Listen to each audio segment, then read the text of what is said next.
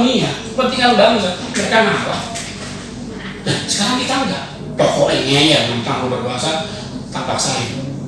Itu berbahaya deh. Sorry saya bicara soal apa adanya. Ini refleksi dari kekuatan mengaku dirinya quote unquote Soekarnois. Koreksi diri. Ini kalau tidak diselesaikan, itu tidak diambil jalan yang baik gitu ya, kompromi. Itu Bung Karno-nya yang korbanas. Ini yang selalu kami selalu dengan Bung Soekarno Putri, selalu pendiri UBK, akan terjadi satu fase setelah amandemen UUD 45 itu, Pancasilanya juga akan dibongkar. Ya. Nah, itu namanya apa?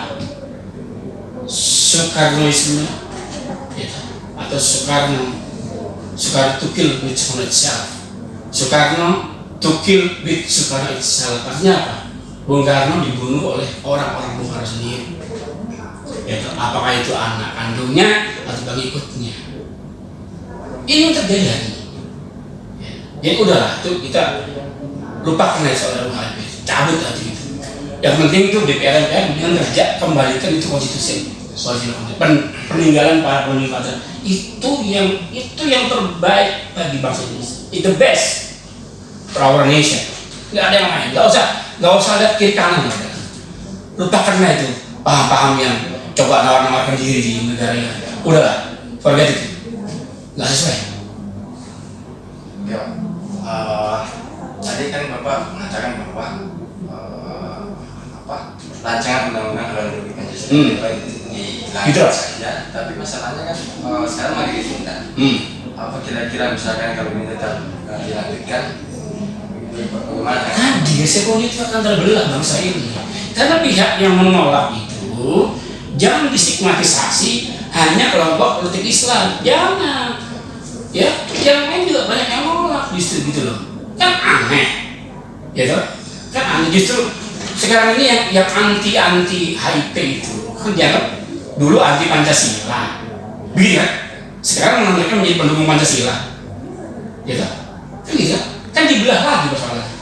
Jadi kalau ini dipaksakan mas, ini nggak rampung-rampung negara ini. Orang udah bicara mungkin bukan lagi revolusi industri 4.0, Jepang udah 5.0, udah 5.0 Jepang. Indonesia masih ribut ya soal pilihan ideologi gitu loh. Gitu. Kapan majunya? Kasihan dong. Kita punya generasi muda ke depan. Ya, kapan mau pintarnya kalau masalah yang fundamental aja masih dikutik-kutik terus. Padahal Bung Karno dengan bijak sudah menyelesaikan semua problematika kebangsaan itu lewat dekret 5 Juli kan? Betul kan? Ya toh? Ini kan pesannya hampir sama dengan sebelum dekret. Baik menarik kepentingan antara yang pro dan kontra, betul kan? Bung Karno dengan wise, oke, kembali aja ke UUD 45 yang asli. Piagam Jakarta menjiwai pelaksanaan UUD 45. Semua golongan shake mas. Oke, semua golongan menerima dan itu dokumen yang tidak bisa dihilangkan. Artinya apa?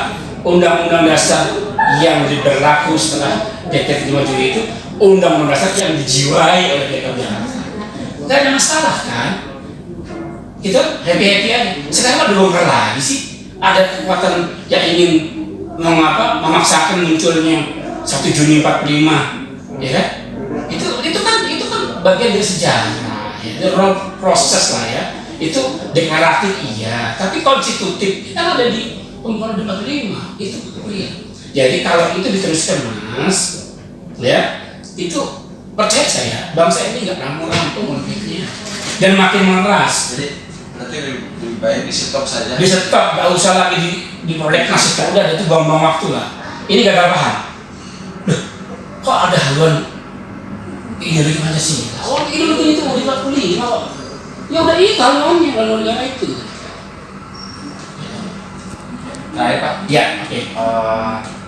Kesan Bapak terhadap masyarakat dengan melihat kondisi situasi COVID-19 yang kita lihat sendiri bahwa bangsa kita hari ini seperti negara-negara yang mengalami hal yang sama. Kita resesi ekonomi, kita kehilangan pangan, kehilangan apa kira-kira kesan Bapak terhadap masyarakat hari ini. teks Pancasila. Jadi gini loh, akibat dari tidak konsistennya kita menjalankan semua perangkat-perangkat nilai yang begitu hebat ya, Pancasila, UUD 45, maka kemudian muncul distrust di kalangan rakyat. Rakyat ini tidak lagi seolah punya hope, punya harapan ya, karena Pancasila sendiri kemudian malah diadu-adu gini ya kan? Konstitusinya dibongkar-bongkar ya kan? Akhirnya mau kemana bangsa ini? Mau pakai jalan apa? Pemimpin itu harus punya visi. Tanpa visi, maka yang dipimpin pasti akan berantakan. Itu jelas, ya kan? Nah, visi bangsa itu ya UUD 45 itu. Nah, sekarang visi bangsa itu diberantakin beberapa abad. Ya kacau, Mas. Nah, kemudian rakyat menjadi distrust. Akibatnya apa? Krisis terjadi tidak ada zaman Covid. Jauh sebelum Covid memang itu ada bermasalah kan? Coba kita punya kedaulatan apa sih di Indonesia ini? Pangan? No. Hampir 90% kebutuhan pangan rakyat itu impor. Betul. Negara yang garis panjang terpanjang di dunia, tapi garamnya impor. Kan minus. Yang dibilang negara agraris, tiap tahun kita impor beras, kita impor bawang merah, semuanya impor. Mana kedaulatannya? Utang ini bergibun. Jadi rakyat tidak percaya. Apakah bisa pemerintah menyelesaikan itu? Jawabannya bisa. Kalau mereka kembali kepada Undang-Undang 45. Itu dulu kuncinya, karena itu adalah hulunya. Ya. Nanti baru undang-undang pelaksanaannya mengikuti. Hilir toh. Sekarang enggak. Undang-undang yang terjadi, undang-undang yang berpihak pada kepentingan oligarki modal kan? Betul. Kepentingan kelompok pemilik modal besar di Indonesia ini. Anda mau lihat undang-undang mineral misalnya, yang kemarin itu, undang-undang sumber daya air, undang-undang soal listrik, semuanya tidak berpihak pada kepentingan bangsa, tapi kepada pemilik oligarki modal dan oligarki politik. Ya, jadi rakyat terus terang memang distrust, tidak ada harapan. Sebelum COVID tambah lagi.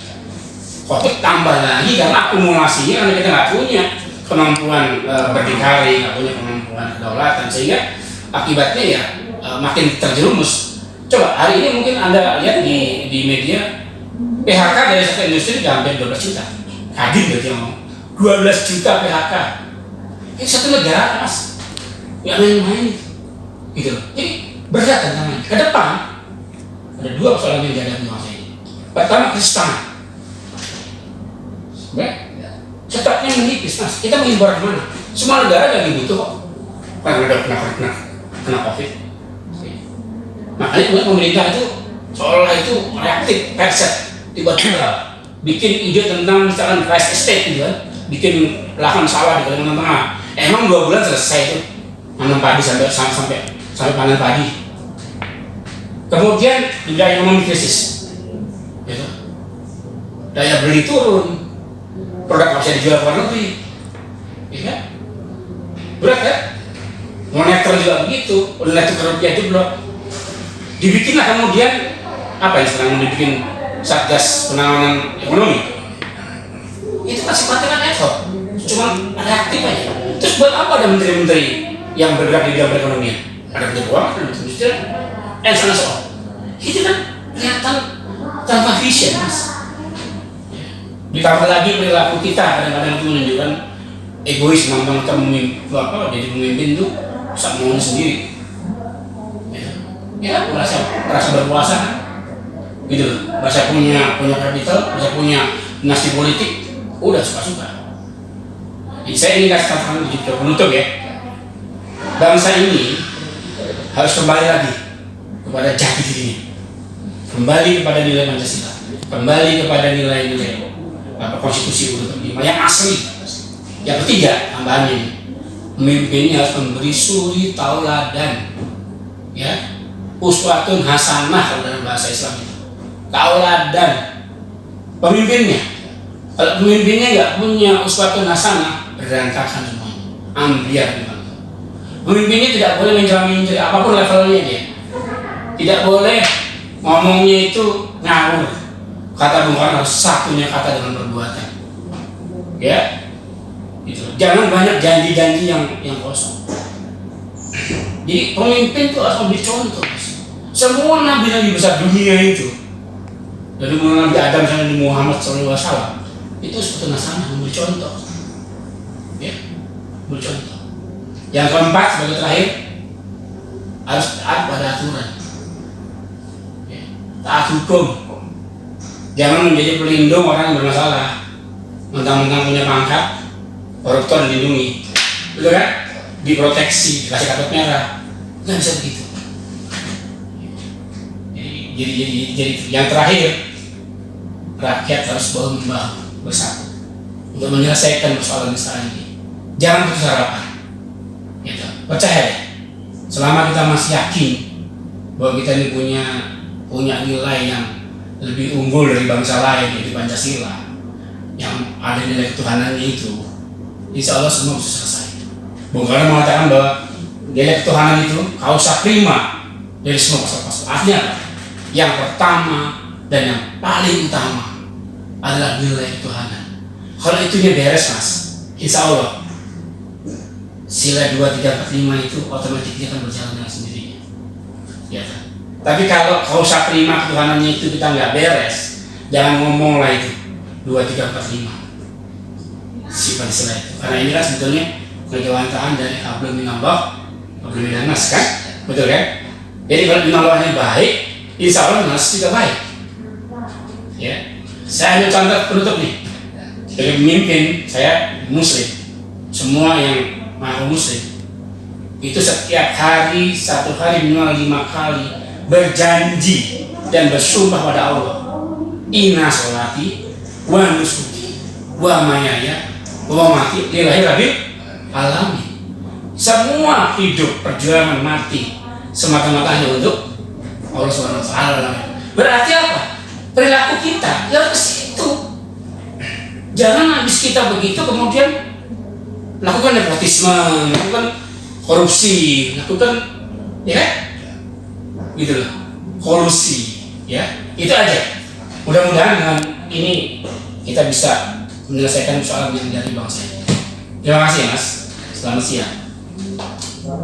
Itulah tadi bincang-bincang saya dengan Bapak Eko Suryo Sanjoyo selaku Ketua Pengembangan dan Pembinaan Ajaran Bung Karno, dan banyak sekali penjelasan yang dijelaskan kepada masyarakat bahwa Pancasila itu sesuai dengan pemikiran dan ajaran Bung Karno. Sampai jumpa dalam narasi kita di diskusi atau bincang-bincang selanjutnya. Terima kasih. Wassalamualaikum warahmatullahi wabarakatuh. Waalaikumsalam.